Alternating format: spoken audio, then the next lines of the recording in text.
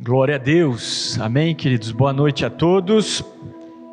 Lembrando também que no final desse mês, dia 28, sábado, e dia 29, domingo, teremos aí a comemoração do 29º aniversário da nossa comunidade. Então, estamos convocando aí a igreja para estar conosco, né? Vela, vamos ver, trazer essa galera aí também, aí, vamos conversar aí, amém? Vamos ter também a ordenação diaconal do irmão Balbino, né, que está aí no processo aí para ser um pastor aqui na igreja também, e da Nilda, né? Então, a princípio, vão se tornar aí diáconos em nome de Jesus, amém, queridos? Glória a Deus. Então vamos lá, quero ler com vocês Apocalipse, capítulo 2, do versículo 8 ao versículo 11, Apocalipse, capítulo 2, de 8 a 11, vamos dar continuidade aí às ministrações deste mês de outubro. Então acompanhe comigo, se você estiver sem Bíblia, pode acompanhar aqui no telão também. Então diz assim a palavra de Deus: E ao anjo da igreja em Esmirna escreve: Isto diz o primeiro e o último, que foi morto e reviveu. Conheço as tuas obras e tribulação e pobreza, mas tu és rico, e a blasfêmia dos que se dizem judeus e não o são, mas são a sinagoga de Satanás. Nada temas das coisas que hás de padecer. Eis que o diabo lançará alguns de vós na prisão, para que sejais tentados, e tereis uma tribulação de 10 dias. Sê fiel até a morte, e dar-te-ei a coroa da vida. Quem tem ouvidos, ouça o que o Espírito diz às igrejas. O que vencer, não receberá o dano da segunda morte. Amém? Bem, queridos, o tema da mensagem dessa noite é suportando a pressão ou perseverando na tribulação.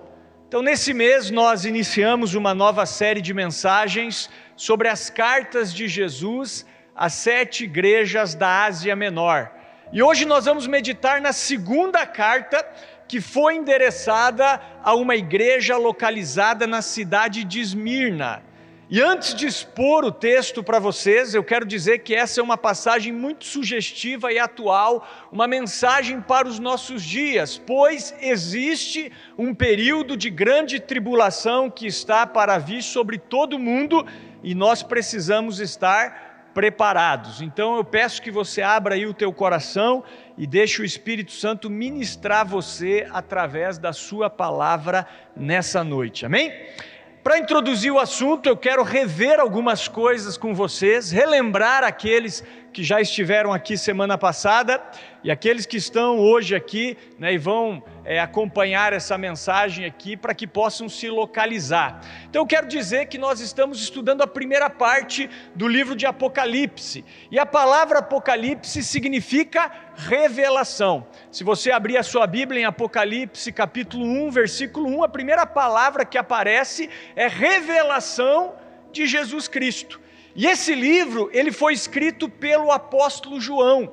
O apóstolo João foi um dos 12 discípulos de Jesus, que também foram chamados de apóstolos. E dos 12 discípulos que andaram com Jesus, 10 deles foram mártires, morreram por causa da pregação do Evangelho. Por exemplo, o apóstolo Pedro foi crucificado de cabeça para baixo, outros foram decapitados, outros talvez mortos de outra maneira. Então 10 deles foram mártires. Um deles foi um suicida, né, que foi Judas, o traidor. Então quando Judas traiu Jesus, movido de um grande remorso, ele acabou se enforcando, ele acabou se suicidando. E o apóstolo João, ele foi o único dos 12 que morreu de morte natural. E ele recebeu essa revelação do Apocalipse quando ele estava preso por causa do testemunho de Jesus numa ilha chamada Pátimos. E essa revelação foi uma revelação do Senhor para as 7 igrejas da Ásia Menor. Essa região da Ásia Menor é onde hoje se encontra o país da Turquia, tá? É importante falar isso, porque hoje quando nós pensamos em Ásia, nós pensamos na China, nós pensamos no Japão, nós pensamos na Coreia do Norte, na Coreia do Sul, mas naquela época existia a Ásia Menor. A Ásia Menor era uma província conhecida como a província da Galácia, formada por várias cidades. Entre essas cidades estava a cidade de Éfeso, que nós estudamos semana passada, e estava também a cidade de Esmirna. Então essa região é onde hoje se encontra o país da Turquia. Hoje a Turquia pega uma parte do continente europeu e também uma parte do Oriente Médio. Então o Apocalipse foi endereçado para essas 7 igrejas da Ásia Menor, da província da Galácia. E o número 7 é o número de Deus, é o número da perfeição, é o número da totalidade. Deus fez o mundo em 6 dias e no 7º dia ele descansou. Então o número 7 na Bíblia, ele é muito sugestivo. Ele é o número, eu repito, da totalidade. Então quando João, inspirado pelo Espírito Santo, escreve o Apocalipse para as 7 igrejas da Ásia Menor, na verdade essas eram ou são direções do Senhor para todas as igrejas do mundo, ou seja, essa carta que nós acabamos de ler é uma carta para a nossa igreja também. Posso ouvir um amém? Então esse texto que nós lemos, como eu falei, ele foi escrito a princípio para a igreja da cidade de Esmirna. Um detalhe interessante é que essa cidade existe até hoje. Se você pesquisar, Esmirna existe até hoje.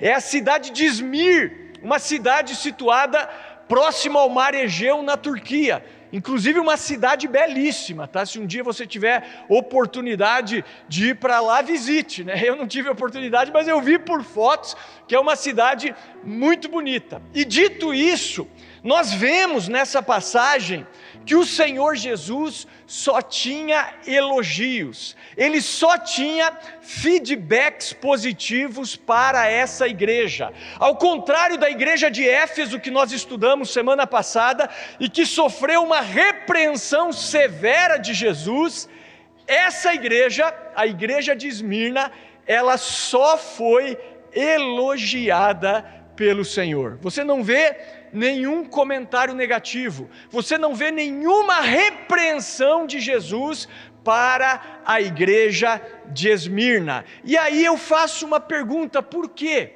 Eu comecei a me perguntar, enquanto eu meditava nessa passagem, por que Jesus não fez nenhuma crítica a essa igreja? E eu encontrei uma resposta.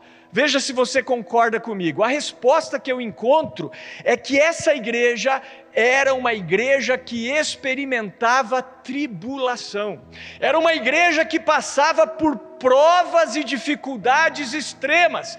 Tribulação tamanha que muitos foram presos por causa do Evangelho e outros foram mortos por causa do Evangelho. Inclusive o versículo 10 diz: "Sê fiel até a morte e dar-te-ei a coroa da vida." Então esse é o tema principal da carta: como ser um cristão fiel até a morte. Esse é o tema principal. Então preste atenção, numa igreja que sofre perseguição, onde as coisas não são fáceis, onde as pessoas, por serem fiéis a Deus, podem morrer, não há espaço para cristãos nominais, não há espaço para consumidores evangélicos, não há espaço para pessoas que flertam com o mundo. Vocês entendem?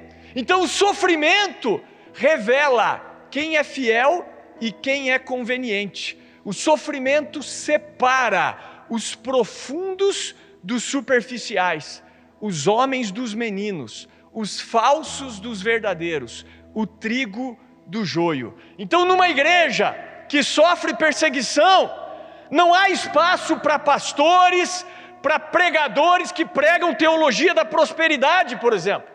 que prega um evangelho água com açúcar, um evangelho para agradar os ouvintes, um evangelho ao gosto do cliente, vocês entendem ou não? Então hoje existe o verdadeiro evangelho e existe o evangelho ao gosto do cliente, onde o pastor fala o que a plateia quer ouvir e não a verdade, não aquilo que ela precisa ouvir. Então eu entendo que essa igreja, a igreja de Esmirna, foi uma igreja que só recebeu elogios do Senhor, porque era uma igreja formada de cristãos verdadeiros, que tinham o Senhor e o seu reino como prioridade nas suas vidas. Quando Jesus diz assim, ser fiel até a morte, e dar-te-ei a coroa da vida, não é simplesmente assim no sentido de, olha, persevere no Senhor até o final da sua vida.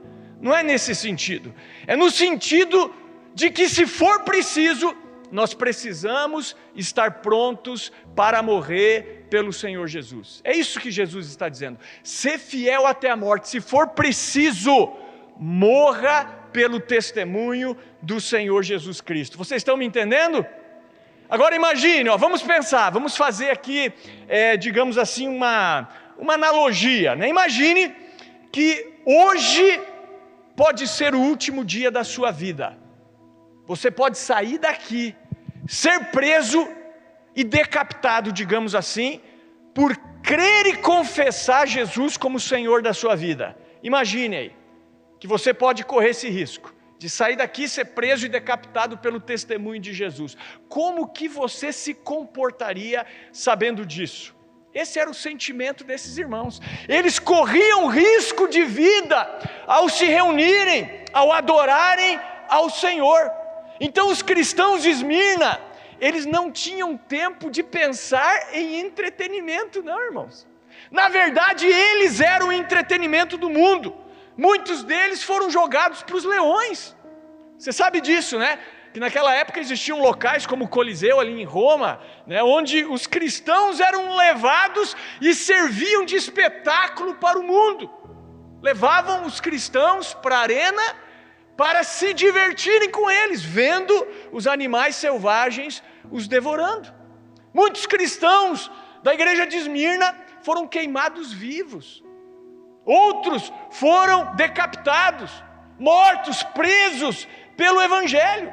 Então eles não tinham tempo para eventos, não. Eles não tinham tempo para noite disso ou noite daquilo. Pastor, vamos fazer uma noite do sorvete aqui na igreja de Esmirna? Eles não pensavam nisso, não. Vamos fazer uma noite do amigo aqui na igreja de Esmirna? Não tinha tempo para esse tipo de coisa. Vamos fazer a noite do chocolate para atrair algumas pessoas para a igreja? Não dava. O pensamento deles era o seguinte: preciso me manter fiel, porque hoje pode ser o último dia da minha vida. Então eles não tinham tempo de ficar pensando em superficialidades, em besteirinhas, em mimimi. Eu fico imaginando a vida de oração dessa igreja, de jejum, a intensidade com que eles buscavam ao Senhor. Eu fico imaginando se eles guardavam mágoa e ofensa no coração deles. Com certeza não. Então essa era a contingência, era uma circunstância que fez da igreja de Esmirna uma igreja forte, robusta e rica espiritualmente. Vocês já devem ter ouvido algumas frases conhecidas, né? Uma delas que eu anotei aqui: mar calmo nunca fez bom marinheiro. Não é verdade? É verdade. Mar calmo nunca fez bom marinheiro. Então na igreja é a mesma coisa. Tem uma outra citação que eu gosto bastante também, que diz assim: tempos difíceis produzem homens fortes. Homens fortes produzem tempos fáceis. Tempos fáceis produzem homens fracos. E homens fracos produzem tempos difíceis, né? Então a gente podia mudar aqui, né? E colocar assim: tempos difíceis produzem igrejas fortes. E esse era o contexto de Esmirna. Esmirna era forte, pois foi gerada em tempos difíceis. Então essa carta a igreja de Esmirna mostra que é possível ser fiel até a morte. É possível ser fiel no mundo marcado pelo relativismo. É possível ser fiel quando as propostas e os apelos carnais estão em todo lugar. É possível ser fiel quando se vive numa cultura e num sistema corruptos. É possível ser fiel quando se é injuriado, perseguido, criticado por crer no Evangelho. É possível ser fiel quando se é chamado de fundamentalista, retrógrado, preconceituoso, devido à crença no Senhor e na sua palavra. É possível ser fiel, mesmo que isso custe a nossa vida e a vida dos nossos queridos. Amém, queridos? É possível ser fiel. E dessa forma, essa carta à igreja de Esmirna, ela é muito sugestiva para nós hoje, né? E baseado nisso, eu quero extrair algumas coisas bem práticas para a nossa vida, coisas que podem fazer sentido para nós nessa noite, né? Como nós temos feito, nós lemos o texto, nós explicamos o texto e nós aplicamos o texto. Então, assim que se prega, primeiro você lê o texto, foi o que nós fizemos, explicamos o texto e agora vamos tentar aplicar esse texto à nossa vida e ao nosso contexto. E a primeira coisa que eu quero dizer para vocês é o seguinte, que Jesus não está indiferente aos seus sofrimentos. Posso ouvir um amém? Você está sofrendo, você está passando por dificuldades na sua vida, Jesus não está indiferente aos seus sofrimentos. Vamos reler aqui Apocalipse 2, versículos 8 e 9, acompanhe comigo. Diz assim: e ao anjo da igreja em Esmirna escreve, isso diz o primeiro e o último que foi morto e reviveu, ou seja, Jesus. Conheço as tuas obras e tribulação e pobreza, mas tu és rico. Vamos até aqui, conheço as tuas obras e tribulação. Então esse texto, ele começa mostrando que o Senhor conhece as nossas lutas, as nossas dores, as nossas dificuldades, as nossas tribulações.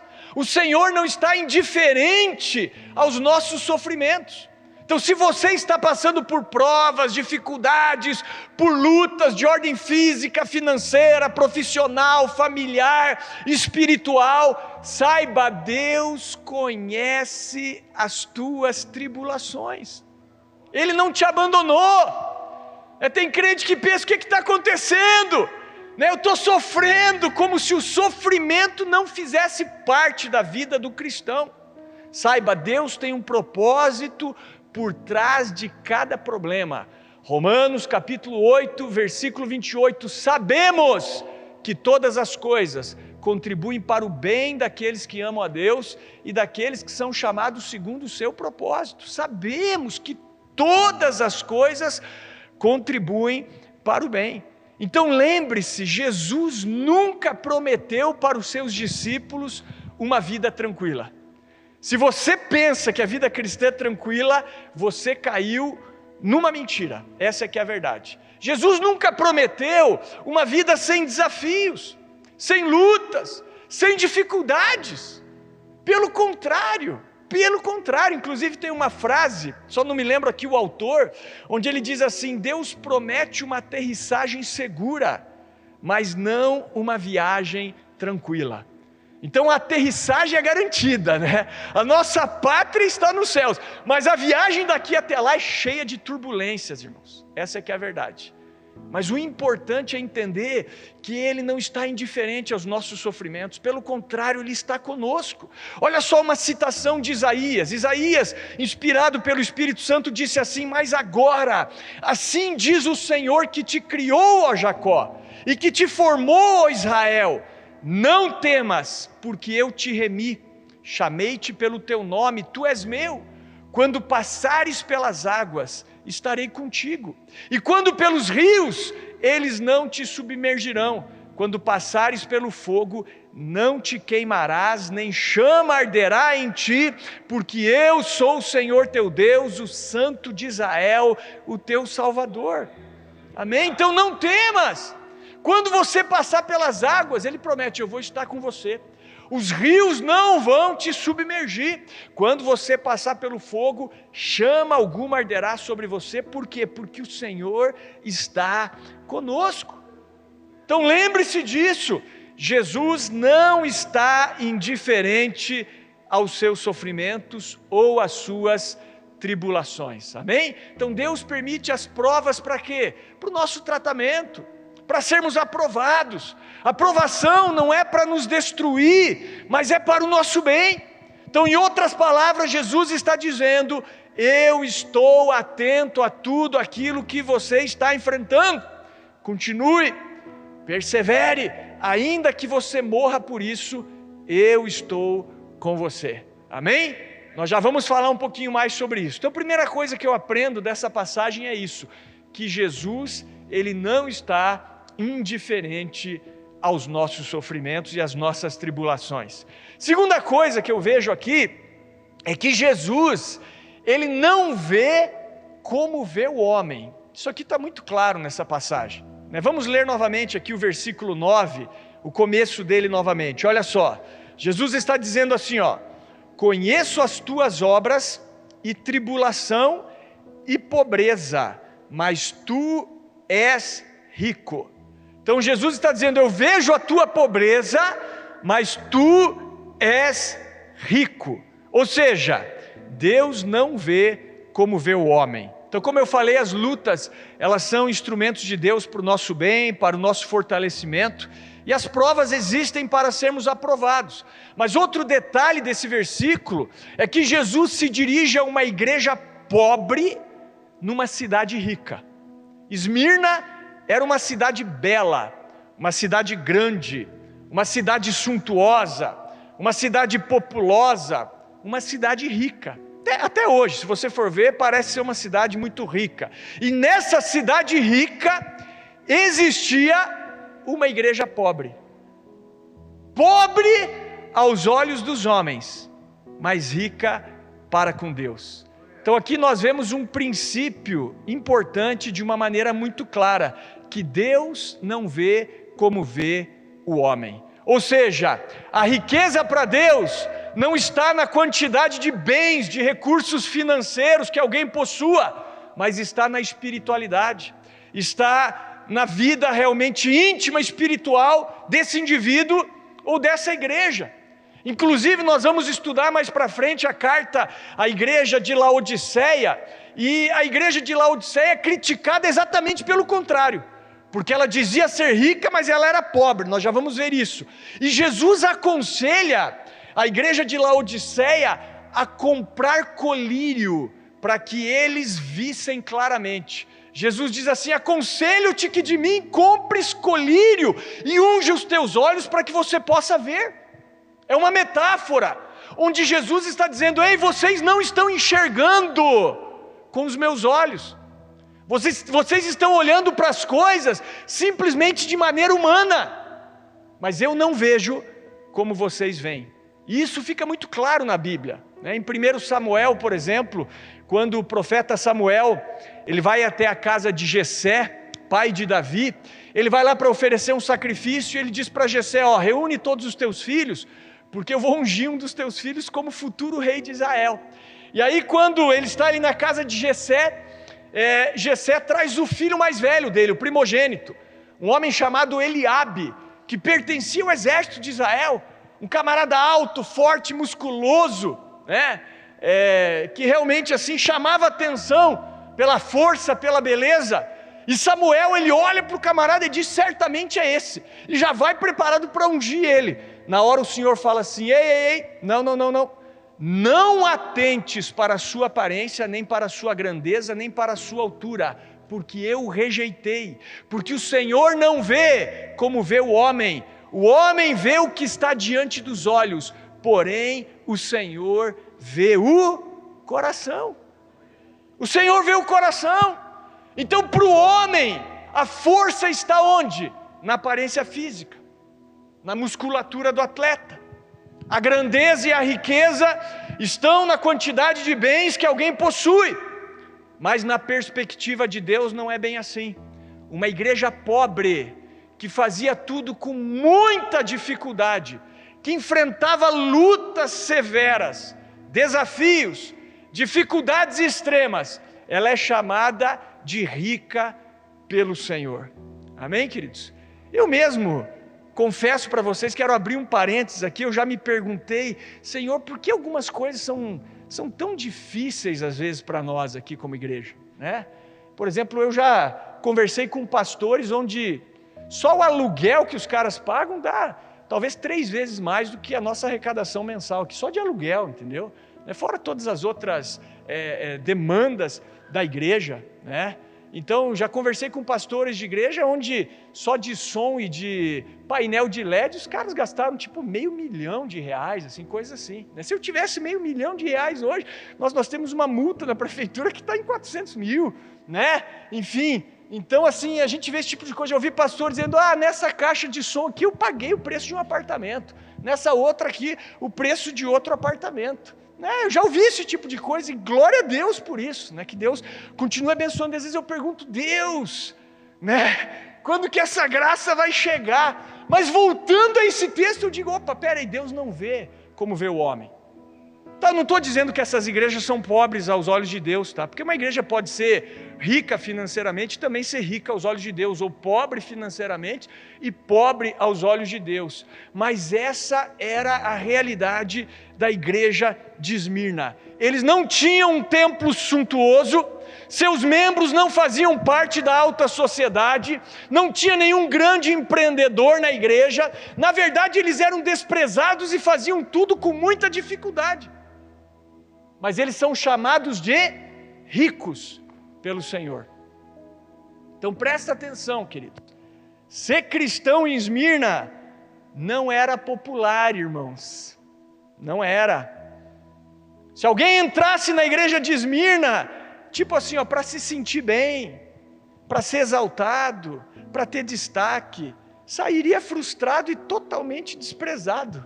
Era uma igreja sofrida, o cara entrava lá para morrer. Vocês estão entendendo? É assim que funcionava. Por isso era uma igreja elogiada, uma igreja rica aos olhos de Deus, uma igreja robusta, forte espiritualmente. Agora vamos ver o contraste dessa igreja com a igreja de Laodiceia, que nós vamos estudar daqui a algumas semanas. Olha só, Apocalipse 3,17. Olha só o que Jesus disse para uma outra igreja. Como dizes, rico sou, estou enriquecido e de nada tenho falta, e não sabes que és um desgraçado e miserável e pobre e cego e nu. Olha o contraste. A igreja sofrida, a igreja pobre humanamente falando, é chamada de rica, e a igreja rica, ela é chamada, olha só, não só de pobre, desgraçado, miserável, pobre, cego e nu. Sabe por quê? Porque quando as coisas estão muito boas para você, você cai no comodismo, irmão. É por isso que eu oro, Deus não deixa mesmo. Não deixa as coisas serem fáceis para nós ou para mim, porque a tendência do ser humano, quando as coisas vão muito bem, é que você acabe relaxando na sua vida espiritual. Não é verdade? Então o que nós vemos? Igrejas pobres, humanamente falando, mas ricas aos olhos de Deus, e o contrário também é verdadeiro. Agora, baseado nisso, eu pergunto, e você, irmão? Estou falando de igreja, mas e você individualmente? Quem é você? Onde está o seu tesouro? Eu quero dizer para você que se o seu tesouro está aqui nessa terra, você vai se separar dele, mas se o seu tesouro está no céu, você se unirá a ele.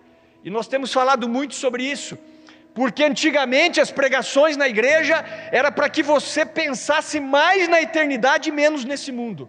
Hoje muitas pregações na igreja é para que você pense mais nesse mundo e menos na eternidade. Ser bem sucedido hoje em algumas igrejas é você prosperar nessa terra. É você prosperar aqui. Os ministros que falam sobre isso têm auditórios lotados. Essa é a verdade. Agora o nosso tesouro tem que estar no céu. Jesus falou sobre isso: não ajunteis tesouros na terra, onde a traça e a ferrugem tudo consomem, e onde os ladrões minam e roubam, mas ajuntai tesouros no céu, onde nem a traça nem a ferrugem consomem, e onde os ladrões não minam nem roubam, porque onde estiver o vosso tesouro, aí estará também o vosso coração. Pastor, mas eu quero prosperar. Simplesmente dê o seu melhor, seja excelente no que você faz. O cristão tem que ser excelente no que faz, ele vai prosperar. É assim que a gente entende. O cristão prospera porque faz o melhor, porque trabalha como se estivesse trabalhando para o Senhor.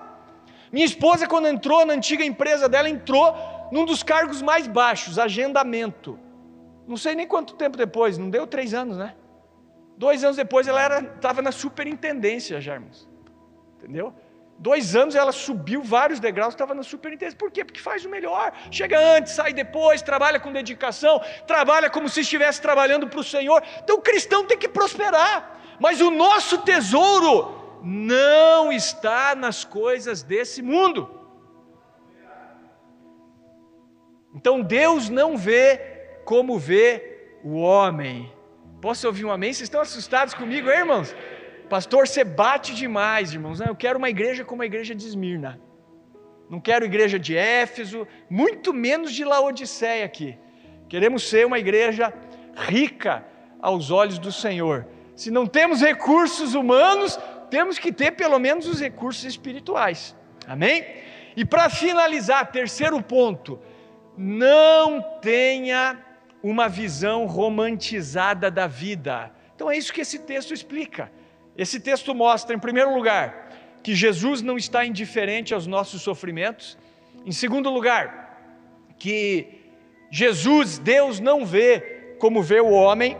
E em terceiro lugar, esse texto nos explica e nos ensina que nós não devemos ter uma visão romantizada da vida. Amém, queridos? Por que eu digo isso? Porque algumas pessoas, elas têm uma visão romantizada da vida. Tipo assim, como eu falei no início, eu vou ser cristão e tudo vai dar certo. Minha vida vai ser um mar de rosas. Agora eu posso descansar e repousar em berço esplêndido. Não, essa visão vai levar você à frustração em Deus.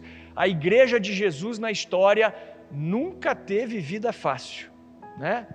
Jesus inclusive falou: no mundo vocês terão aflições, mas tenham de bom ânimo, eu venci o mundo. Assim como eu sofri, vocês também vão sofrer. Se me desprezaram, vão desprezar vocês. Se me perseguiram, vão perseguir vocês. Se me mataram, vão matar vocês. Jesus falou sobre isso, né? Então Jesus deixou claro que nós não podemos ter essa visão romantizada da vida. Na verdade, ele fez com que essa ideia caísse por terra rapidamente da vida dos seus discípulos. E eu quero dizer para vocês o seguinte, que o mundo odeia a verdadeira igreja do Senhor. O mundo odeia a verdadeira igreja, o mundo odeia. O mundo odeia. Inclusive o apóstolo João, ele falou: irmãos, não vos maravilheis se o mundo vos odeia. Por quê? Porque a igreja verdadeira expõe as obras infrutíferas das trevas, expõe o pecado do mundo. Então por isso que o mundo nos odeia. E quando Jesus diz assim, nesse texto aqui que nós lemos: conheço a tua tribulação, olha só, preste atenção, tribulação é ser esmagado. É como uma frase também conhecida, que eu gosto, que diz assim: as uvas precisam ser esmagadas para fazer vinho, os diamantes se formam sob pressão, olivais ou olivas são apertadas para fazer azeite, as sementes crescem na escuridão.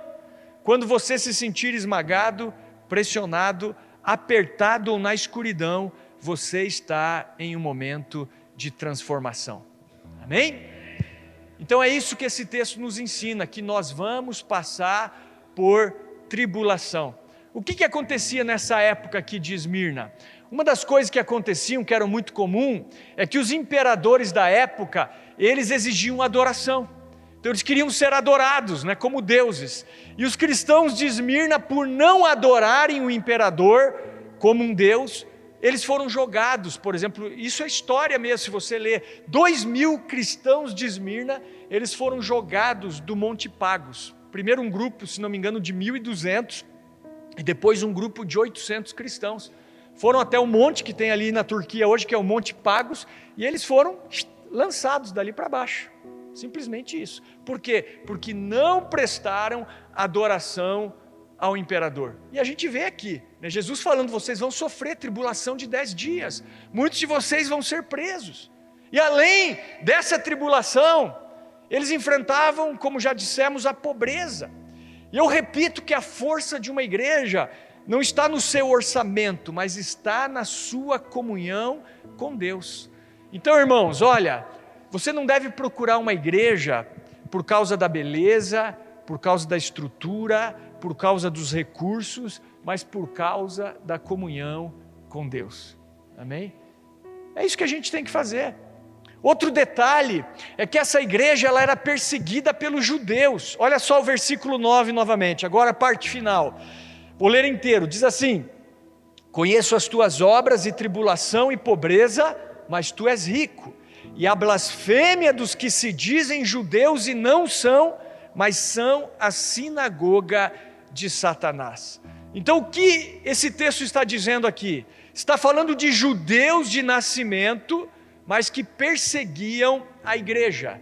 Você deve saber que a perseguição inicial da igreja em Jerusalém foi feita pelos judeus. Inclusive o apóstolo Paulo, ele era um fariseu que se chamava Saulo antes, né? E ele era um perseguidor da igreja. Então, apesar de nós termos um carinho, realmente nós temos um carinho pelo Israel físico, temos que orar por Israel, inclusive nesse momento de guerra, mas o que eu quero dizer para vocês é que o verdadeiro judeu, o verdadeiro descendente de Abraão, não é o que nasceu como descendência de Abraão, é o que é crente no Senhor Jesus. Nem todo descendente de Abraão, israelita de nascimento, é judeu aos olhos de Deus, vocês entendem? Isso está em Romanos 9, de 6 a 8. Ali diz que nem todo aquele que descende de Abraão é de fato um israelita. Por isso que Jesus está dizendo dos que se dizem judeus, mas não são. Antes são sinagoga de Satanás. São judeus de nascimento, são descendentes de Abraão, são da linhagem do povo do Antigo Testamento, mas são inimigos de Deus. Porque quem não tem Jesus como Senhor da sua vida é inimigo de Deus. Amém, queridos? Então nós precisamos entender que o povo de Deus não é mais o judeu descendente de Abraão, é a igreja. Esse é o povo de Deus, esse é o verdadeiro judeu. Agora veja só o verso 10, para a gente já ir finalizando. Não temas ou nada temas das coisas que hás de padecer. Eis que o diabo lançará alguns de vós na prisão para que sejais tentados, e tereis uma tribulação de 10 dias. Ser fiel até a morte, e dar-te-ei a coroa da vida. Amém? Então aqui está falando de pessoas que seriam literalmente presas por causa do evangelho, e essa era a realidade, como eu falei, da igreja de Esmirna, e também a realidade de muitas igrejas hoje, tá, irmãos? Não sei se você sabe, mas no mundo aí existem igrejas que já sofrem uma perseguição severa, tá? No Brasil já existe uma perseguição sutil, né? Nós tivemos aí já pessoas presas, né, por defenderem uma posição delas, né, por serem conservadoras. Eu conheço pastores que foram processados por pregarem a palavra e também por pregarem contra algumas pautas progressistas, né? Ganharam o processo, tá? Mas a pergunta é até quando? Até quando nós vamos ganhar o processo, né? Então, nós precisamos estar preparados, porque, como eu falei, existe um período de grande tribulação que está para vir sobre a face da terra, e nós precisamos estar prontos, se preciso, para morrer pelo Senhor. Então essa carta, ela nos ensina que Deus não está indiferente ao nosso sofrimento, que a perspectiva de Deus é diferente da nossa, Ele não vê como vê o homem, e que nós não devemos ter uma visão romantizada da vida. Então, se você chegou aqui com essa ideia romantizada da vida, eu quero dizer que isso caia por terra da sua vida. A vida não é justa e a vida cristã é uma vida de sofrimento. Se a sua vida com Cristo está tranquila, alguma coisa está errada. E por isso Jesus, ele nos orienta a sermos fiéis até a morte. Inclusive, o líder dessa igreja, pode ver que todas essas cartas são endereçadas ao anjo da igreja. Eu já falei aqui que o anjo da igreja é o pastor da igreja, é o líder, é o bispo da igreja. E o bispo da igreja de Esmirna, ele se chamava Policarpo. E olha só, Policarpo, com 86 anos, foi queimado vivo. E enquanto ele queimava, ele louvava a Deus. Amém, irmãos? Leia a história de Policarpo de Esmirna. Era o bispo de Esmirna, foi um mártir do Senhor. E enquanto queimava, ele estava louvando o Senhor Jesus. Então, ser fiel até a morte. Irmão, sofrer por Cristo é um privilégio. Amém? Se você sofrer, por exemplo, por não negociar a palavra de Deus, é um privilégio. Pastor, fui expulso da faculdade porque eu me posicionei. Você vai receber galardão, pode ter certeza. Fiquei desempregado porque eu me posicionei. Vai receber galardão, fica feliz. Eu vou enfrentar sofrimentos por causa de Cristo. Entenda, isso é um privilégio. Isso é um privilégio. As pessoas dessa época entendiam isso como um grande privilégio. É por isso que o apóstolo Paulo, numa das suas cartas, ele diz assim: a nossa leve e momentânea tribulação produz em nós eterno peso de glória, sem nenhuma comparação. É isso que ele fala, a nossa leve e momentânea tribulação. Estudamos isso na Esbinge, Você já estudou as tribulações de Paulo? 5 vezes ele recebeu uma quarentena de açoites menos 1. Ele tinha mais de 100 marcas nas costas. 5 vezes ele foi açoitado com 39 chicotadas. 3 vezes foi açoitado com varas. Preso várias vezes. Uma vez ele foi apedrejado. 3 vezes sofreu um naufrágio. O navio que ele entrava, afundava. Então essa tribulação ele chama de leve e momentânea. E como que o apóstolo Paulo morreu? Se não me engano, decapitado em Roma. Tudo isso ele dizia, isso é leve, isso é momentâneo. Isso não pode se comparar ao eterno peso da glória que está por vir. Então não tenha medo. Jesus está andando entre os castiçais de ouro. Ele está no controle, Ele não está indiferente, Ele tem um propósito, Ele não nos prometeu uma vida fácil. Não tenha medo. Nós podemos sofrer o dano da primeira morte, mas se formos fiéis, não sofreremos o dano da segunda morte. Finalizo com o versículo 11. Quem tem ouvidos, ouça o que o Espírito diz às igrejas. O que vencer não receberá o dano da segunda morte. Amém? Então vamos imaginar que o Senhor não está falando com a igreja de Esmirna aqui, Ele está falando com a CCNJ, amém? Está falando com você, Então saiba, as pessoas podem matar um crente fisicamente, mas não podem matar alguém espiritualmente, e por isso que nós somos mais do que vencedores. Não é porque nós vamos vencer em todas as batalhas físicas aqui, mas é porque nós vamos vencer espiritualmente. Podem nos vencer nesse mundo, mas ninguém pode nos tirar a verdadeira vida, que é a vida espiritual. Amém, queridos? Quero convidar você a ficar de pé.